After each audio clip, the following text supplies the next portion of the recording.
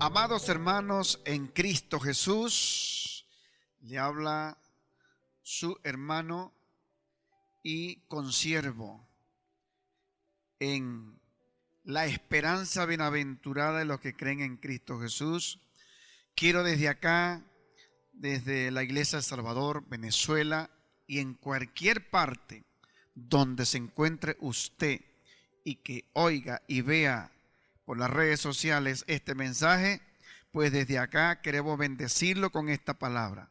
Usted que se encuentra en cualquier lugar de Colombia, Ecuador, Perú, Chile, Argentina, en Estados Unidos, en el Brasil, hermanos que nos conocemos y que por alguna razón salieron, pues desde acá nuestro abrazo y bendición, y oramos por usted para que Dios me los guíe y me los prospere en todo. Así que bendiciones desde la Iglesia El Salvador, Turmero en Venezuela. Amados de la Iglesia El Salvador, todos, abrazo para todos. Desde acá pues quiero compartir esta enseñanza hoy a la Iglesia del Señor y a aquel amigo que también pueda oírlo. Nos ubicamos en el Evangelio según San Juan, en su capítulo 20, versículo 30. Dice así en el nombre del Señor. Hizo además Jesús muchas otras señales en presencia de sus discípulos, las cuales no están escritas en este libro, pero estas se han escrito para que creáis que Jesús es el Cristo, el Hijo de Dios, y para que creyendo tengan vida en su nombre. Quiero hablar en esta enseñanza, en el Evangelio según San Juan, acerca de el propósito de Dios según el Evangelio de Juan. Ahora, ¿por qué diría yo el propósito de Dios según el Evangelio de Juan? Obviamente porque cada libro en la Biblia tiene un propósito definido y un destinatario definido. A eso me quiero referir. Está el propósito de Dios en la Biblia, sabiendo que la Biblia viene de el lenguaje griego, de la posición específicamente de él, que es biblios, que es la unidad de muchos libros. De ahí sale también la palabra biblioteca. Recuerde que biblioteca es el resguardo de muchos libros. Justamente la Biblia en su conjunto total, como un todo, es una biblioteca teológica de Dios en relación con el hombre. Ahora, esa Biblia tiene un propósito. Dios trabaja con propósito, es especialista en apuntar a propósito y nos enseña a nosotros a trabajar, a vivir, a planificar en base a propósito. De tal manera que el propósito de Dios para con el hombre en la tierra lo encontramos en el libro de Génesis, cuando Dios en la creación crea al hombre, que lo creó del polvo de la tierra y luego lo instala, lo coloca, hablando este término, en medio del huerto del Edén, y le da el título de superintendente del huerto, lo que es igual a administrador del huerto. En eso, pues, vemos que Dios tiene un propósito con el hombre sobre la tierra. Pasada la circunstancia de la desobediencia del hombre, ese propósito no se pierde. Lo que es marchitado por causa del pecado de la humanidad y trasciende hasta el día de hoy, pero Dios sigue teniendo un propósito con el ser humano, propósito que lo fue estableciendo y reconfirmando a través de todos los pactos que encontramos en la Biblia, hasta el último pacto, que es el de nuestro Señor Jesucristo, que se conoce como el pacto de la reconciliación o el nuevo pacto.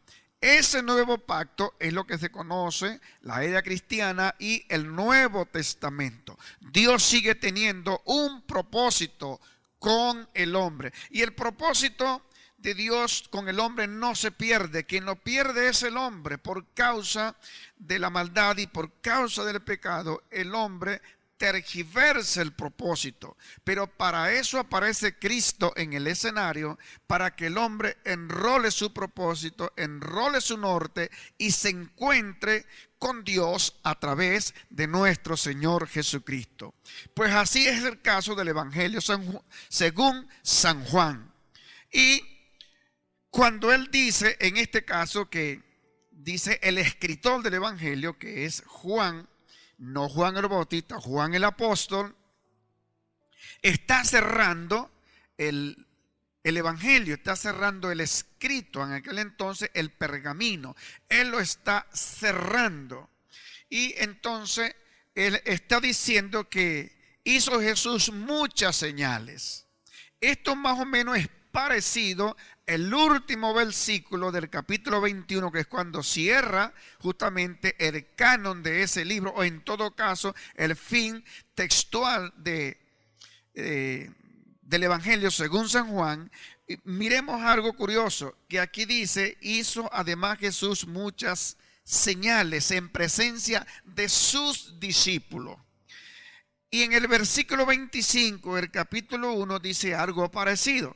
Dice: y hay también otras muchas cosas que hizo Jesús, las cuales si se escribieran una por una, pienso que ni aún en el mundo cabrían los libros que se habrían escrito. Y cierra: amén. Mire que hay un paralelismo relacional en esto. Aquí hay de cosas que hizo Jesús, y aquí es de señales que hizo Jesús, pero es paralelo en el sentido de la abundancia de todo lo que hizo Jesús, que Juan no lo pudo recoger.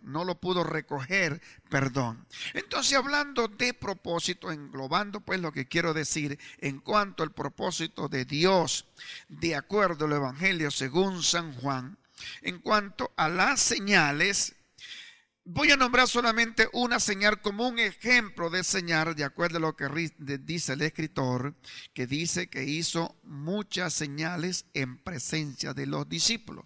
En el capítulo 2 encontramos cuando Jesús convierte el vino en agua.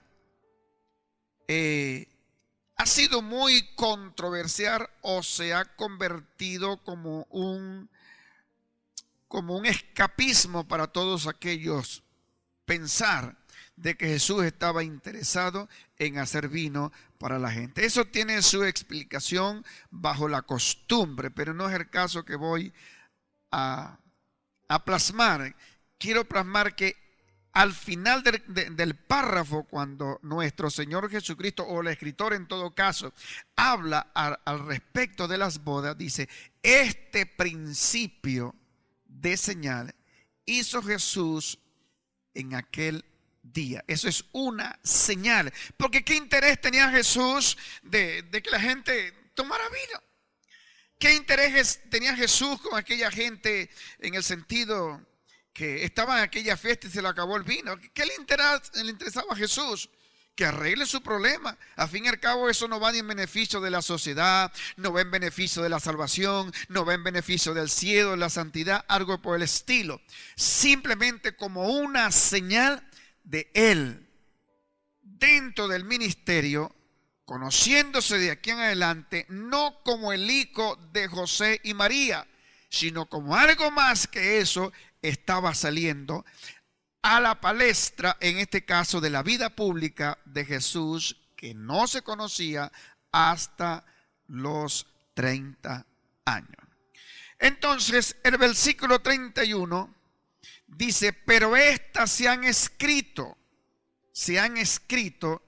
y vamos a desglosarlo bajo 4 razones. En cuanto al propósito, se han escrito: 1, para que creáis que Jesús es el Cristo. La palabra Cristo quiere decir ungido. Es el cumplimiento del Antiguo Testamento de los apóstoles cuando hicieron referencia a este personaje que nacería en el tiempo, y muy específicamente al profeta Isaías, que lo llamó el ungido, el Cristo, el ungido de Jehová, el Cristo, para que creáis que Jesús es el Cristo. Note eso. Cuando nosotros buscamos el propósito del Evangelio según San Mateo, es presentando a Jesús como el Mesías para los judíos. Cuando nosotros buscamos el propósito o el destinatario del Evangelio según San Marco, lo está presentando como el siervo de Dios y le está escribiendo a una mente militar romana. Cuando nosotros presentamos el Evangelio de Lucas y descubrimos su propósito, está presentando a Jesús como el Hijo del Hombre y le está escribiendo a una mente sabia, en este caso a una mente griega, en el caso de los gentiles. Pero cuando nosotros buscamos el caso del Evangelio según San Juan, se lo está presentando como Jesús es el Cristo y de paso el Hijo de Dios. ¿Vio? Ahí se establece propósito y razón de ser. ¿Por qué? Entonces, número 1, que crea que Jesús es el Cristo. La palabra Cristo y creer y entiendan y conozcan, no pasa nada en el ser humano porque es el Cristo de la historia en este tiempo. Pero va más allá cuando dice, para que creáis que Jesús es el Cristo, pero también que Él es el Hijo de Dios. Si algún evangelio presenta una relación entre padre e hijo, es el Evangelio según San Juan. Siempre hay una relación paterna. Mi padre y yo, uno somos. Porque yo hago lo que veo hacer mi padre. Padre, perdónalos. Padre, yo te pido que lo que tú me diste también se han guardado. Padre, yo te pido que los guardes del mundo, porque ellos no son del mundo, así como tampoco yo soy del mundo. Padre, que ellos sean uno en ti, así como tú y yo somos uno. Siempre es un lenguaje que vamos a encontrar en el Evangelio según San Juan, porque justamente es una relación paterna entre padre e hijo. Número 1, que creas que Jesús es el Cristo, pero también que crea que Él es el Hijo de Dios, no el profeta más, no un profeta sabio, no un hombre sabio, alguien más. El único evangelio que es catalogado, el capítulo 3, versículo 16, como la Biblia en miniatura, es el Evangelio según San Juan, capítulo 3, versículo 16. Dice, porque de tal manera amó Dios al mundo, para que todo aquel que en Él cree no se pierda, sino que tenga vida eterna. Entonces, pasamos al siguiente punto.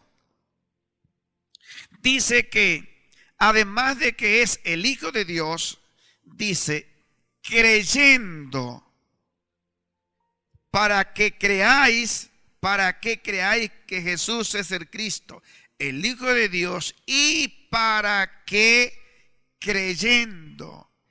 Esa parte creyendo hay que subrayarlo cuando usted lee la Biblia, porque ese creyendo es la acción de no solamente oír, sino hay que creer. No solamente Jesús de la historia, Jesús de la película, sino hay que creer que Jesús es la acción de la fe. Y esa acción de fe es la fe salvífica, no la fe de conocimiento.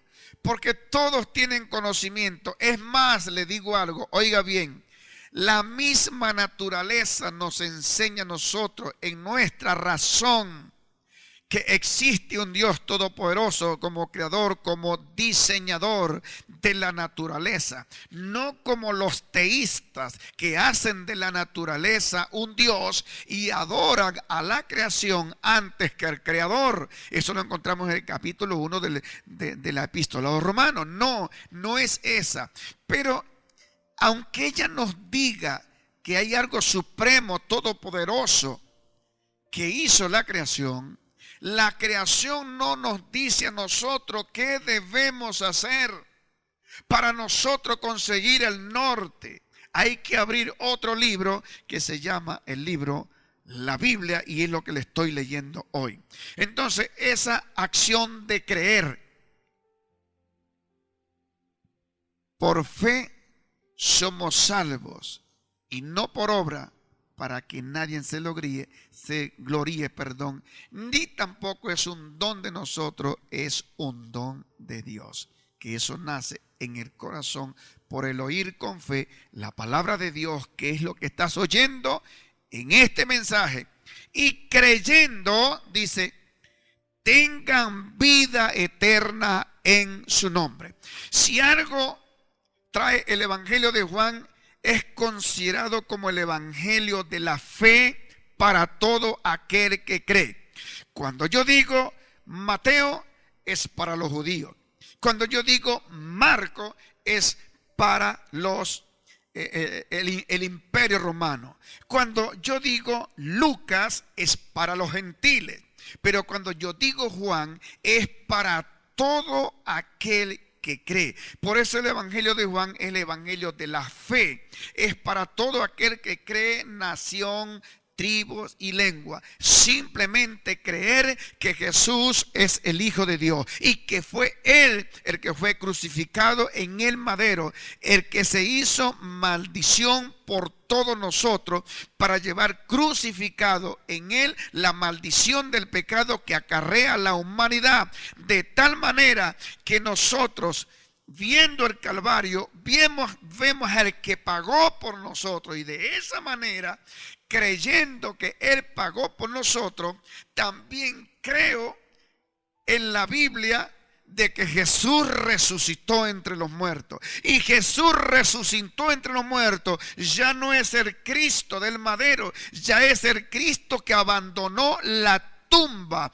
Y siendo el Cristo que abandonó la tumba, no es el Cristo de la debilidad, no es el Cristo del dolor, no es el Cristo de la humillación, no es el Cristo de la columna, no es el Cristo de San Pablo, no es el Cristo negro, no es el Cristo como muchos nos los quiere presentar las religiones y las tradiciones y las costumbres. Es el Cristo que resucitó entre los muertos y dijo: toda potestad me es dada en los cielos y en la tierra, y está escrito que ante mí se doblará toda rodilla. Por tanto, lo que yo te presento en esta oportunidad es la acción o la opción para que no termines un día en el infierno, sino que abras tus ojos en la presencia de Dios por la fe puesta en la tierra en Cristo Jesús. Señor, dejo esta palabra en este canal a alguien que la pueda oír y a alguien que la pueda ver. Espíritu Santo de Dios, que te encargues de bendecir a esa familia en cualquier lugar de la tierra que pueda hacer caso a esta palabra de fe en Cristo Jesús. Somos más que vencedores. Gracias, Señor eterno. Amén.